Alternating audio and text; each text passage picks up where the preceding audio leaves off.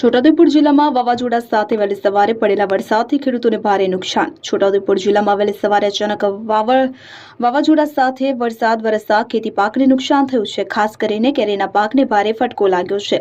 બગીચાઓમાં કાચી કેરી ધરતી પર ખસી પડતા ઉત્પાદનમાં ઘટાડાની શક્યતા વ્યક્ત કરવામાં આવી રહી છે। તે ઉપરાંત ખેતરમાં ઉભેલા તુવેર અને મકાઈના પાકને પણ નુકસાન પહોંચ્યું છે। તેજ પવન અને વરસાદને કારણે પાક ઢળી જવાથી ખેડૂતો ચિંતિત બન્યા છે। કેટલાક વિસ્તારોમાં પાણી ભરાઈ જતા પરિસ્થિતિ વધુ વિકટ બની છે।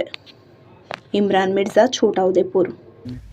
2-3 દિવસથી વાદળ હતું ને આજ સવારમાં માવઠું થયું છે તે આંબાનો મોર બધો ગળી ગયો છે ને ખાસું નુકસાન થઈ ગયું છે। લાખ રૂપિયા જેવું। કઈ કઈ આંબાની તમે કેરી વાવો છો? કેસર ને લંગડો છે ને રોગ આવી ગયો છે। શું નામ તમારું અને કેટલું નુકસાન થયું હશે?